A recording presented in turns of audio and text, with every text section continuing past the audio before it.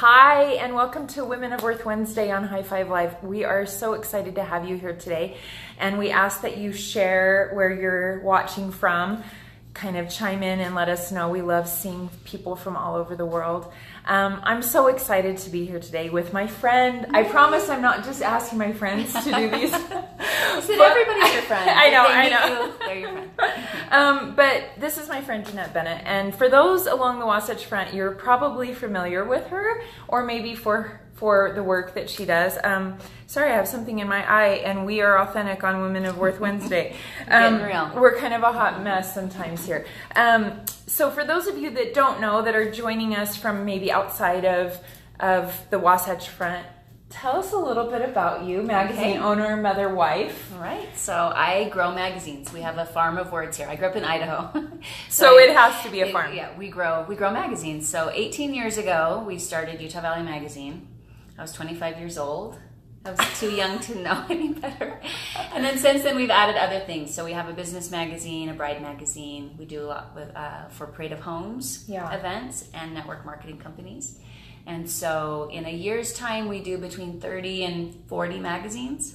Which is a lot. That's a lot. That's a lot of deadlines. I know it from a personal, we're going to talk about that, but yes, it is a lot. It sounds like you just like, hit the printer and a magazine comes out. Oh no. Yeah. Every word, every ad, everything. Yes, everything. But we have a team here. It's not that I do it alone. Yeah. So your degree was from? Journalism at BYU. Yeah. So I have a bachelor's and master's from there. She has the real me behind what she's doing. I on the other hand, have been faking it. I don't know. There's lots of ways to learn and grow. And you're a mom, a wife. How many children? So I have 5 kids, and my oldest is 20. He's just finishing his mission in Mexico. So we have that in common. We're both missionary mamas. Yes, our sons are about the same age. Yeah. And then I have a daughter graduating from high school tomorrow. Yeah. And then another boy and girl, 8th grade, 7th grade, and I have a kindergartner. She just finished kindergarten. So it's an emotional week. Kindergarten and high school graduation in 1 week, right? It's a lot. It's good. It's good. I mean, I will cry. Yeah. We'll just put that out there, but it's happy tears. I'm happy for her. My daughter is finishing 8th grade, going to high school, and she got out of the car today, and technically tomorrow's the last day of school, but there's still it's like 2-hour day where they sign the yearbook. Yeah. And I got out, I was like, happy last day. And she was, are you crying? I'm like, maybe. Bye-bye. So, right? It's a lot. It's happy and sad transitions, you know? Because moms are marathon runners. Like, we're doing the everything for the long haul. And so there's these mile markers, right? That make us pause. So, missionary wife, how long have you been married? It's our anniversary on Sunday, 23 years. And ours is on Friday. What? Really? How are we okay, seriously. You guys were going to talk about this. It's going to look like we've been friends for 40 years, but it's not really been that, but it kind of has been. So, we were talking the last few weeks about what message could we share. And the thing that I think Jeanette is great about is being pretty honest about this work-life home balance. And I tell young up-and-comings all the time that are like, they'll ask me like, how are you publishing books and speaking and having a family? And I always say there's seasons for things. And as women, I think we fought really hard to be able to have the option, right? Right. But sometimes in our heads, we think that means all now, like all at the same time. And so can you share your wisdom on this? Because you've done the magazine now how many years? So 18 years. Yeah. And so I had 2 kids when we started, including a newborn. And then there is a little bit of a gap before the 3rd and 4th came because we had the baby of the magazine. Yeah. Which is true. That's exactly. It's a demanding child. You know? And then I had this caboose, that's 7 years younger than everybody else. And it's tricky, and I do get asked about this a lot. And when I interview women, I ask them about it too, because I'm always trying to find the best balance for me. My mom didn't work, and most of the moms of my friends didn't work, so I didn't see the life model that I have actually tried to create for myself. So one of the things that I've decided is my definition of balance is if I have a family that I love and cherish, and I have a career and business that I love and cherish. That. It's not about perfection, and it's not about an equal balance, and it's not about it being the same every day and every week. It's that I love this and I love this. And so I'm really grateful for that. I have a couple of things that have really helped. I work with my husband, and we balance things a lot. Tag team. Yeah, so every Sunday night we have a meeting about the week, because one of us gets the kids off and one of us comes to work. Elder Ballard, family council. Yeah, and that's what we do. Yeah. And I call it put out the fires if we can before they start. if we can. Because no one planned on Thursday the car breaking down or whatever, right? No, the dog's really throwing up or whatever. It's So really yeah. Like today, my kindergartner is here. Yeah. We're at my office today. Yeah. She's here. Yeah. And she's so cute. She's cute. She likes to draw on the whiteboard see and her right now. pretend to work and things. Which is work-life balance, right? And luckily we do, as women, I think we've worked to have the choice to be able to come to an office and have our child here. And you and I started before there was Facebook. Yes, absolutely. And before texting. Yeah, before texting and all of these tools now that I almost feel like millennials don't even realize how much they allow for that work-life balance. We were kind of creating a wheel that hadn't existed. Yeah, and now we can FaceTime with our kids, and we can. My husband works late; he can Google Hangouts, and we'll have prayer. And it's so nice. Yeah. The family group text. Yes. We utilize that a lot. Right. So those tools are awesome. So how have you challenged the shame that creeps in? Because I think sometimes that was a great definition of balance. I often say balance is movement, and so that's constant small adjustments, like on a balance beam. I like that. And you shared with me something our friend Michael McLean shared with you, that when you're working on projects creatively, which magazines are, and you're doing a lot of speaking as well, there's always something on the to-do list. There's always something, like part of your brain is thinking about this, the next magazine, the next edit, the next writing project. At the same side, your kids are always needing your brain too. And then your marriage, and then your faith, and your calling, and all of that. And you shared with me something last year that Michael McLean shared with you. Do you want to share that little tip? So he talked about, and I'm open remembering what you remember. When he would have a project that he was worried about, but he couldn't work on it yet. Yeah. With writing music. With writing music, writing songs, and he also writes scripts and things. So if he had a project that he was worried about but couldn't get to, he would pray a specific prayer.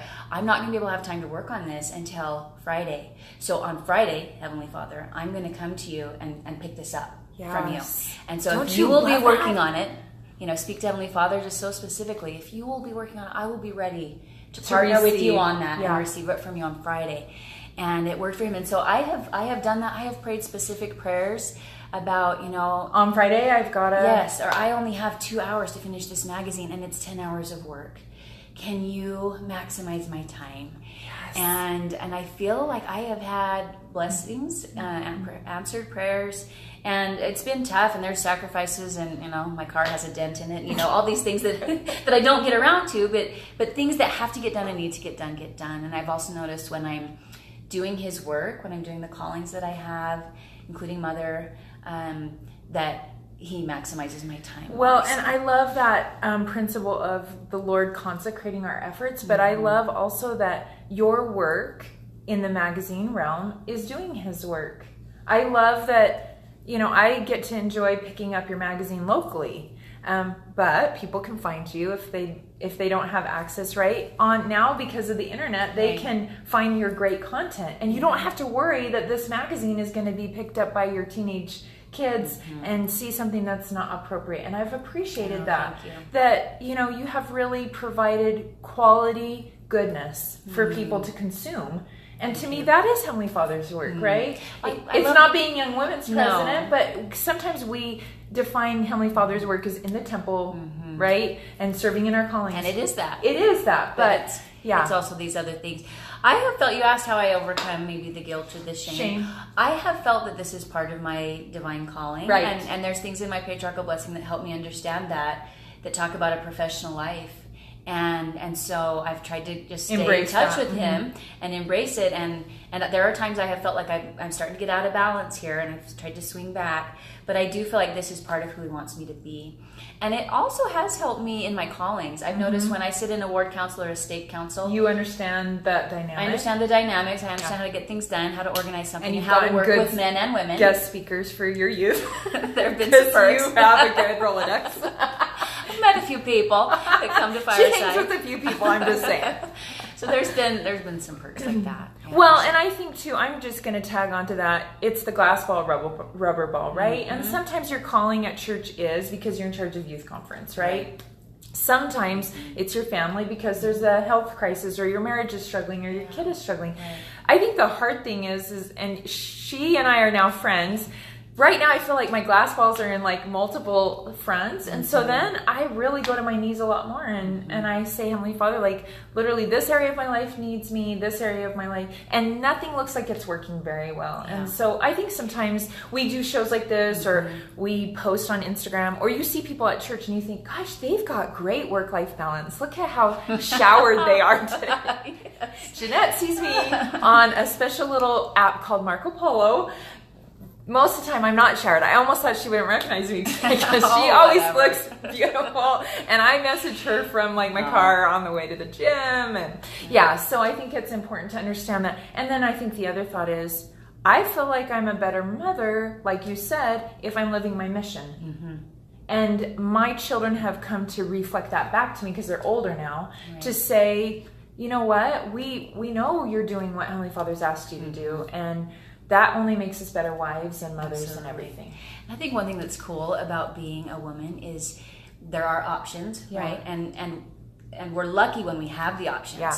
Because some women don't. My mom was a working mom only because she was divorced, and there wasn't a choice, right? Yeah. So when we have these choices, and it's not like we make them one time. Throughout our lives, we make choices about this year, this kid, this, that, and the other. It sends us to our knees. What a blessing. Time, right? What a blessing that He keeps us close to Him. We choose to stay close to Him because we need Him. Because we're going to continually reset. Yeah. Hopefully, what it is we're going to be doing with our time, because it's all about those choices. Well, and I think acknowledging Him, I love that you can acknowledge that there's been miracles where it was going to take 10 hours to finish something and instead it took 2. And I think of the Nephites that would win the war, and sometimes they would praise God and say it was all Him. And other times they were like, look how big my muscles are. That's why we won. Right? And I think soon that cycle... Right? And I can get there. I can get a little too on the relying on the arm of the flesh in my own life and planning and balancing. And so I think that's a great reminder. A good segue too. So Jeanette and I have kind of lived this parallel life in such weird ways, because for those of you that have followed me or know my story, I started in a magazine world too. And it was a few years after Utah Valley. We were the trying to be like. They were the cute girl around the corner. We were cousins. And, like I said, this was before there were not Facebook groups for moms that were, I love now there's a Facebook group for moms that are due in June to have a baby. Oh, wow. And that's it. That's perfect. In Utah County. Like, only Utah County. But at the time, I was part of Wasatch Women magazine, and we were really trying to create those connections. And you were doing this beautiful publication as well. And we probably were at every event together and never had a conversation. I knew your name. We know a lot of because I have the weirdest name. It's an unusual name, but I didn't dare say it out loud for a while. Is it a disease? Will I offend her? Does she know her name sounds like that? I love that you have a sense of humor about it. It's Got it. It's 47 years old. Yeah, so we live these parallel lives, kind of knowing of each other.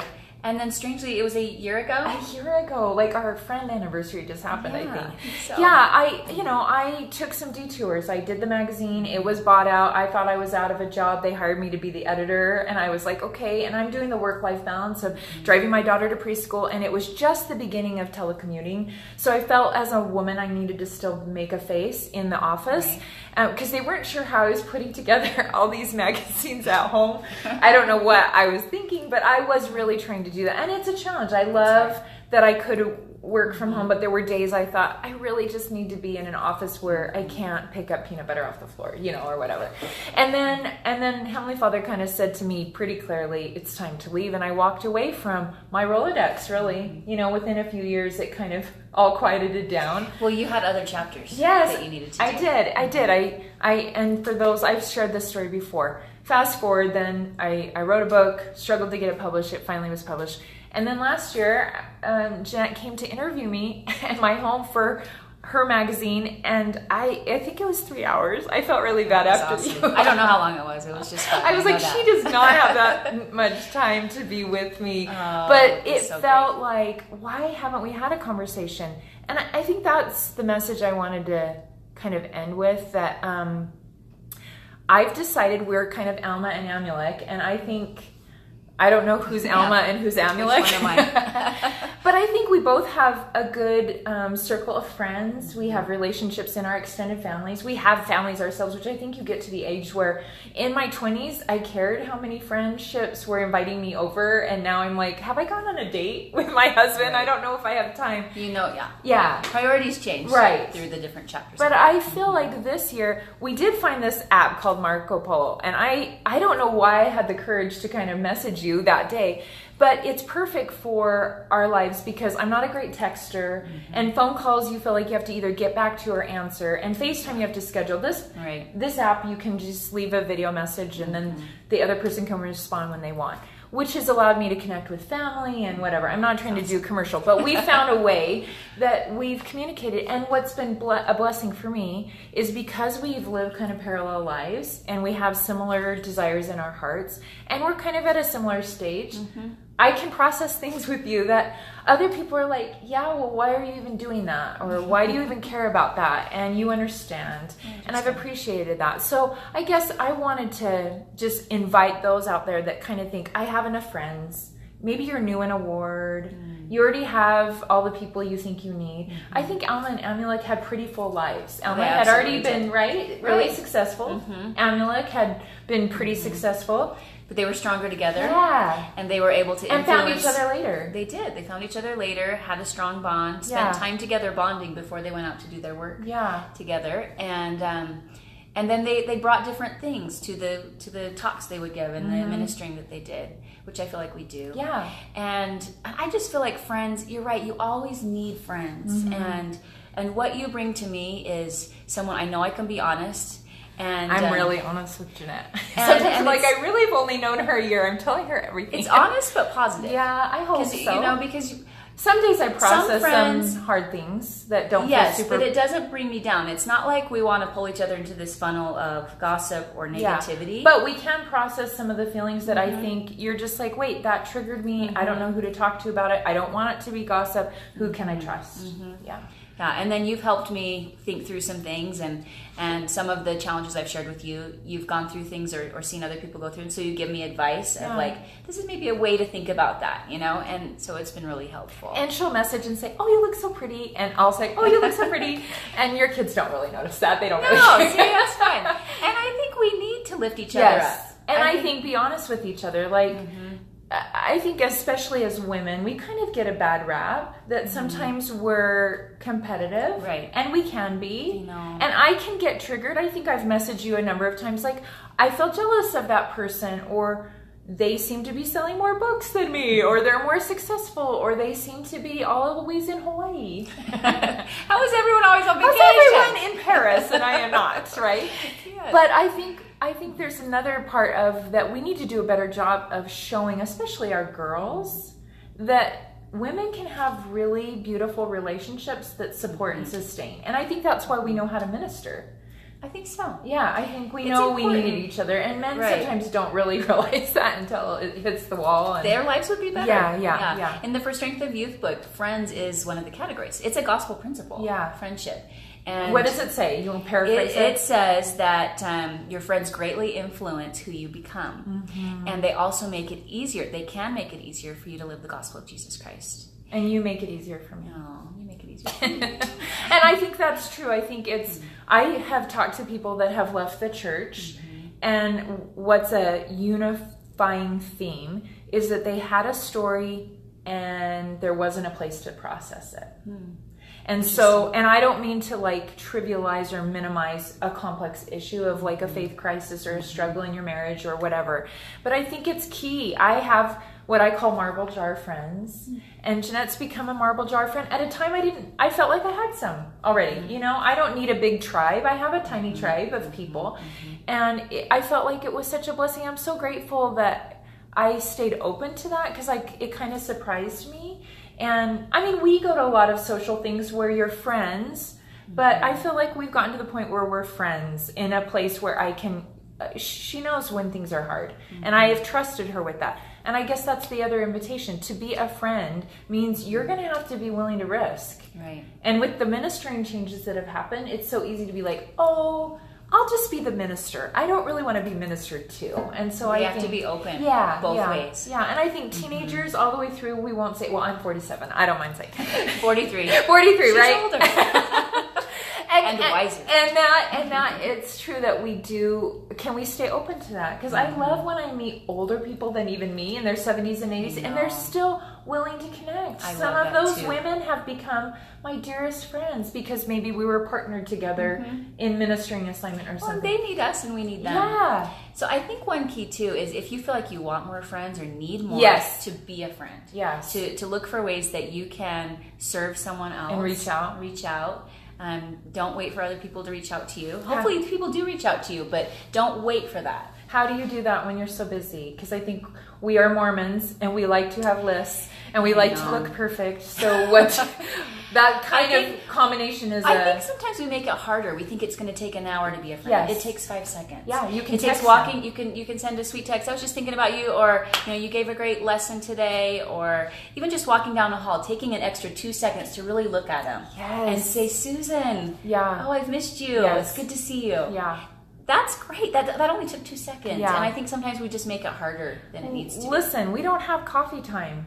My grandma was a Methodist, and they would sit every day on Sundays after their meetings and have donuts and hot chocolate and coffee and talk. And I think as an LDS culture, generally speaking, we go to church to be busy. And I love that idea of just stopping in the hall, looking someone in the eye and like, I'm serious about asking you how you're doing. So be sincere about it. But it can be done quickly. It's just a little bit of a mind shift. A mind shift.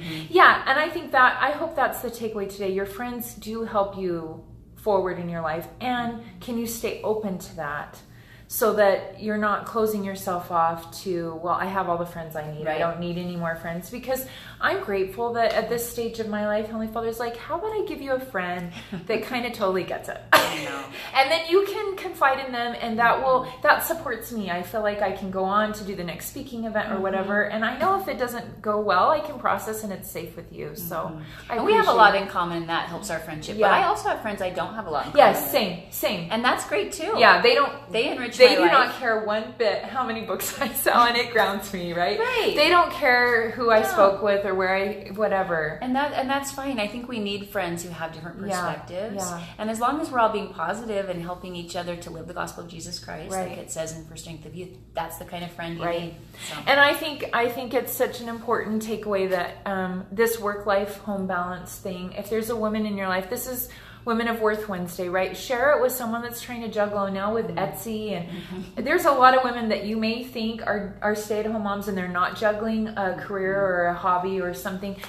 There likely is everyone's juggling a few things. All women are juggling. And it's easy to make it seem as if you've got it all figured out. And I love the takeaway from our friend Michael McLean, who, go to Heavenly Father and say, I don't have time today. Can you help me on Thursday when I get there? So thanks so much for being here on your busy days. And sharing. And thank you for those of you that have joined us this month. It's been a fun month. You're the end of the May sweeps. Great women on and I hope that there's something in this message today that will help you, I always say, stay in the boat and turn back to Heavenly Father in hope and faith, and find someone that needs a friend today. It may be your closet best friend that you didn't know about. So it might be. Yeah. And we'll see you next week. And share this. Thank you, High Five Live, again for allowing us to do this.